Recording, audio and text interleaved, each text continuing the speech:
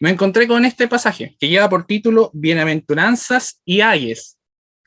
Y me pasó algo bastante curioso porque yo dije, ya, bienaventuranza entiendo lo que es, pero ayes, yo decía, ¿será alguna palabra en hebreo? ¿Significará algo en particular? Y empecé a buscar, y resulta que ayes simplemente es el plural del ay. Cuando uno dice, ay, qué dolor, es el plural. Como dato curioso me pareció, quise compartirlo. Bueno, las bienaventuranzas son, digamos, es algo bastante como conocido o hablado. Desde, digamos, de pequeños se nos inculca que son las bienaventuranzas y el Señor es bien claro con eso.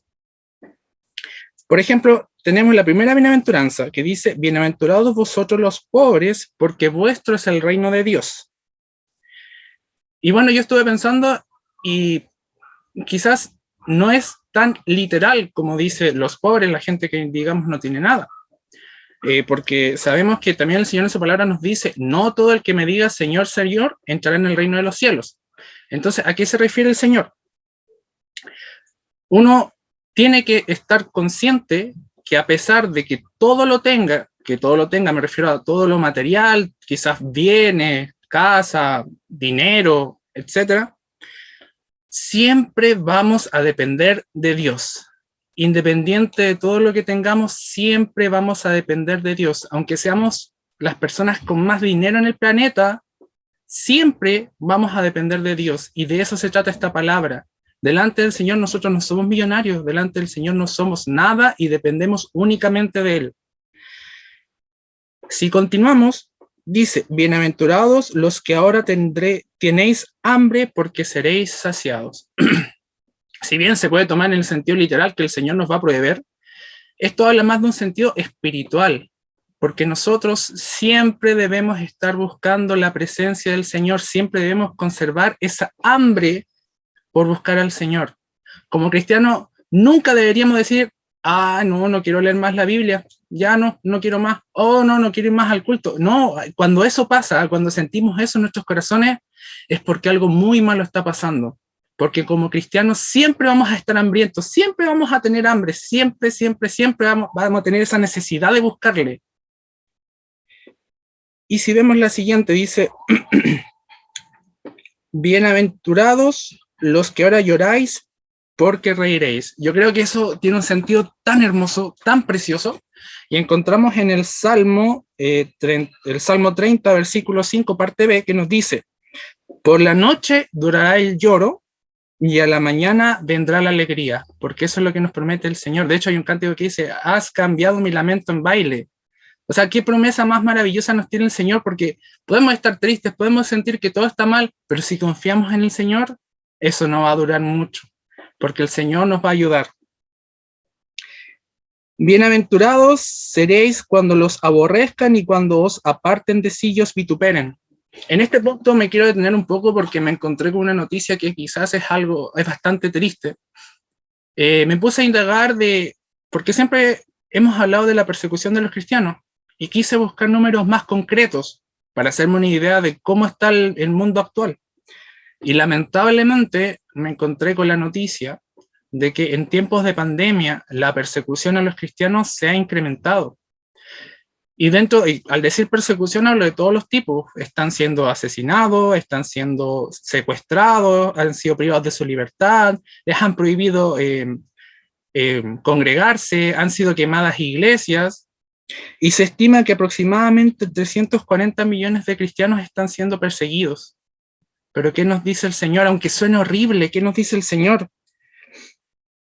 Que tendremos un tesoro maravilloso con Él, que tendremos una mansión preciosa en el cielo. Y es más, quiero recalcar algo, nosotros en Chile, si bien el himno nacional dice que Chile es la copia feliz del Edén, lo cual es, digamos, no es nada cierto, pero hay un pequeño punto en algo que tenemos que dar gracias. En nuestro país todavía podemos adorar libremente al Señor. En nuestro país todavía tenemos la posibilidad de congregarnos, bueno, podíamos y sé que vamos a poder, y eso solamente por su misericordia, porque el Señor nos ama tanto que nos permite esto. Alabado sea el nombre del Señor. Y dice en el siguiente, gozaos en aquel día y alegraos, porque aquí vuestro galardón es grande en los cielos, porque así hacían sus padres con los profetas. ¿Qué mayor confirmación nos da el Señor aquí? No, yo no me explico cómo puede ser tanto amor. Bueno, y ahora quiero pasar a la parte que, digamos que me chocó más, por así decirlo, y la parte que creo que me dejó como mayor enseñanza, los ayes. Ciertamente el Señor nos muestra las dos caras de la moneda, ¿cierto? Porque comenzamos diciendo, mas ay de vosotros ricos, porque ya tenéis vuestro consuelo. Ciertamente pasa y se ve harto que cuando una persona empieza a prosperar, tiende a olvidarse del Señor, tiende a creer que no depende de Él, porque el tener bienes, tener riquezas, da una falsa sensación de seguridad. ¿Y por qué digo falsa sensación de seguridad? Porque en esta tierra, porque en este mundo, lo único seguro es que el Señor vendrá. Nada más es seguro, absolutamente nada más. Ni siquiera la muerte es segura, porque no sabemos, quizás el Señor puede venir en este instante y vamos a irnos con Él vivos. Así que esa falsa seguridad que da el dinero es con la que tenemos que tener cuidado. Por ejemplo, tenemos en Lucas 16:25, una palabra bastante conocida que habla de Lázaro y el rico. Abraham le dijo, hijo, acuérdate que recibiste tus bienes en vida y Lázaro también males. Pero ahora él es consolado aquí y tú atormentado. Para ponerlos en contexto, la historia narra de que Lázaro era una persona de la calle, que sufría, tenía lepra, era un mendigo que veía las migajas del hombre rico. Dio la casualidad de que fallecieron los dos, pero Lázaro fue al regazo de Abraham, digamos que se fue al cielo, y el hombre rico se fue al infierno. Entonces el relato dice, y yo lo imagino así, que el hombre rico está como abajo, y él ve hacia arriba y ve a Lázaro con Abraham. Y él le dice, Padre, por favor, ten misericordia de mí, envía a Lázaro con un poquito de agua para mis labios porque me estoy quemando aquí, porque él estaba en el infierno. Y ahí es donde Abraham le dice eso, acuérdate que recibiste tus bienes en vida. Qué triste sería para una persona desear que todos sus deseos sean cosas materiales, porque lo material va a pasar, más la gloria de Dios es eterna. Recuerdo también algo que viene bien con en este versículo. Hace mucho tiempo vi una predicación y el predicador, digamos, en el púlpito, tenía un lazo gigante, un lazo bien largo, largo, largo. Y en medio colocaba una partecita azul y decía, esto es la inmensidad de la eternidad y estos somos nosotros. ¿Qué pasa con estas personas los ricos que dice aquí? Para ellos, lo más importante es ese pedacito insignificante en la eternidad del Señor. Pero en cambio nosotros, como hijos de Dios, ¿en dónde tenemos que poner nuestros ojos? En la eternidad, en la promesa que nos da el Señor, en ese galardón, en esa mansión que nos tiene preparada el Señor. Y como dato curioso también, que creo que la ciencia igual le puede explicar esto, se supone que la humanidad tiene millones de años. Si lo pusiéramos en una hora, toda la historia de la humanidad en una hora, el ser humano solo apareció 10 segundos. O sea, imagínense, no somos nada, no somos absolutamente nada. Lo único que nos puede hacer perdurar, lo único que nos puede hacer tener la vida eterna es la misericordia del Señor. Y si continuamos con el segundo ay, que dice así, ay de vosotros los que ahora estáis saciados porque tendréis hambre.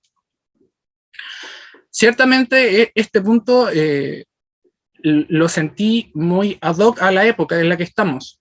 ¿Por qué? Porque como les mencioné, nosotros siempre tenemos que tener esa hambre. Pero ¿qué pasa? El mundo también ofrece un alimento malo, un alimento que solo alimenta la carne. Y muchas veces las personas caen en eso y se sacian de esas cosas, se sacian de música, se sacian de películas, se sacian de un montón de cosas innecesarias que no sirven para nada. ¿Y qué pasa después? No quiero escuchar predicaciones, no quiero ir a la iglesia. ¿Por qué? Porque están saciados de cosas vanas, de cosas que no alimentan. Y el diablo sabe muy bien eso. El diablo es inteligente, hay que reconocerlo. Si nos vamos bien atrás, cuando estaba Adán y Eva, si nosotros, por ejemplo, pensamos ahora que viene una serpiente y nos habla de que hagamos algo malo, vamos a matar a la serpiente, o sea, para nosotros es ilógico. Pero el diablo supo engañarlos, porque en el jardín de Edén, para ellos no era extraño que un animal les hable. Y así ha ido pasando con el tiempo. ¿Por qué? Porque tenemos también los falsos profetas. Si bien quizás en el conocimiento público uno no se ha hecho al tanto de falsos profetas como tal, hay muchos casos de personas que tienen un poder de convencimiento tan grande que han llevado a personas a hacer cosas horribles. Y esos son falsos profetas. Y nos ayude el Señor a no caer en sus embaucos. Porque sí, porque van a decir palabras bonitas, palabras con un aroma supuestamente fragante que lo van a usar para engatusarnos. Pero tenemos que estar firmes en el Señor para no creer en ellos. Y más aún lo que se viene. Y recuerdo lo que decía nuestro pastor del anticristo. El anticristo no va a ser una persona, no va a tener cuernos, no va a ser una persona, un monstruo, sino que va a ser una persona amigable, una persona que va a decir cosas que la gente quiere escuchar. Y muchos van a caer. Así que, amados hermanos, conservemos nuestra hambre, porque nuestra hambre y nuestra búsqueda va a ser lo único que va a evitar que caigamos en las manos de falsos profetas, en las manos del anticristo y en las manos de miles de cosas que más suceden aquí. Quizás las cosas más insignificantes nos pueden alejar del Señor. Quizás, no sé, ponerse a comer en exceso y no ir al culto, un montón de la pereza de quedarnos en la casa, de no querer salir, son muchas cosas y el Señor nos libre de caer en ese tipo de cosas. Si continuamos, dice, ay de vosotros los que ahora reís, porque lamentaréis y lloraréis. En este punto considero que es algo bastante preocupante que se está dando hoy en día con los jóvenes. ¿Por qué? El Señor dice aquí, hay de vosotros los que ríes, pero no se refiere a que nosotros como cristianos vamos a andar amargados, ni mucho menos. Nosotros somos alegres y eso se caracteriza, especialmente en nuestra congregación, cuando hacemos nuestras comidas, todos felices y se respira un ambiente grato. Y el Señor nos dice que vamos a andar amargados, pero cuidado de lo que nos reímos, amados hermanos. Cuidado de lo que este mundo ofrece como entretención. ¿Y por qué quiero decir? Yo tengo recuerdos de cuando era pequeño, cuando iba en la enseñanza básica, y muchas veces el tema de conversación era que en Morandé con compañía salió tal tipo, echó tal chiste, y aunque parezca extraño e incluso llegue a dar risa, es preocupante saber cómo niños toman eso como normal. Los chistes subidos de tono, la normalización de la sexualidad, que es un tema preocupante. O sea, hoy en día para el común de los jóvenes, para el común de las personas, los chistes sexuales subidos de tono es algo común. Y cuidado de caer en eso, amados hermanos, porque nosotros no pertenecemos al mundo. Estamos de paso, sí, mas no pertenecemos a él. Y tenemos que tener cuidado de en qué pasamos nuestros ratos, qué es lo que estamos mirando, qué es lo que estamos escuchando. De igual forma, las redes sociales, sí, las redes sociales han sido un instrumento bastante bueno para hacer llegar la palabra a distintos lugares, para lograr cultos y reuniones que quizás no hubieran sido posibles de manera normal, pero de igual forma ha servido para transgredir la palabra del Señor y modificarla. De igual forma, amados hermanos, tenemos que tener cuidado con lo que nos predican. Muchas veces, y hace un poco tiempo veía que un predicador contaba su experiencia, que llegó a una parte y le dijeron, predicador, ¿sabe qué? Evita hablar de tal y tal tema, porque a los hermanos no les gusta. Tenemos que tener cuidado de eso, amados hermanos. Él planteó algo que yo encontré bastante bueno. Él dijo, ¿a quién le debemos nosotros? ¿A la gente o le debemos al Señor? ¿A quién debemos agradar? Al Señor, mis amados hermanos. Y eso se conecta con el siguiente punto. Ay de vosotros cuando todos los hombres hablen bien de vosotros. Ciertamente este punto habla de que nosotros, como cristianos, no le debemos nada al mundo, absolutamente no le debemos nada al mundo. No debemos hacer lo que los otros hacen para caer bien. Sí, quizás decirlo es mucho más fácil que hacerlo porque es algo tremendo. A nadie le gusta ser la persona a la que todos les cae mal, la persona que rechaza, a nadie le gusta. Pero debemos esforzarnos y confiar en el Señor porque como dice su palabra, aquí en la tierra seremos repudiados porque no somos de aquí, no pertenecemos aquí, nosotros estamos de paso. Es un camino pasajero que vamos a tener y tenemos que confiar en el Señor, llevar su palabra, vencer los miedos. Y esa única confianza, esa única valentía la va a dar el Señor.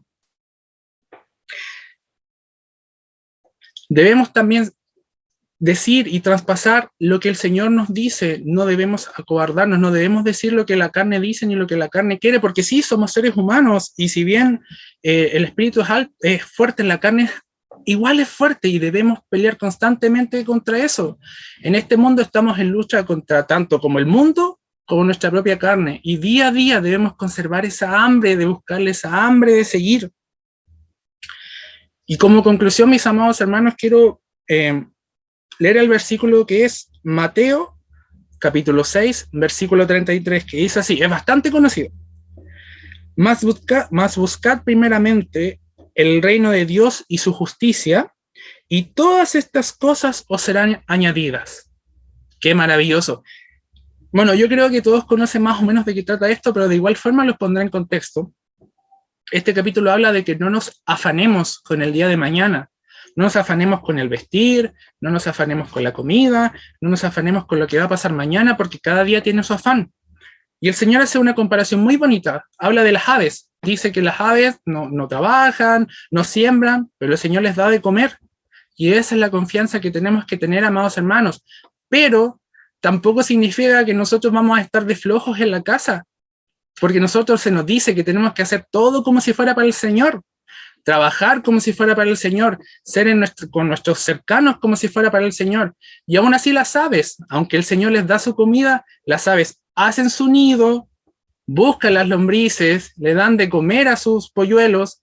Tenemos que ser así, mis amados hermanos, esforzados como si fuera todo para el Señor, para entregar un perfume agradable a Él, para que nuestra vida también sea un ejemplo para los demás y vean que en Cristo, aunque pasen penas, aunque pasemos hambre, aunque pasemos un montón de cosas, todo es maravilloso, mis amados hermanos. Y esa es la palabra que el Señor tenía para el día de hoy. Espero que haya sido de bendición y edificación para ustedes. Amén.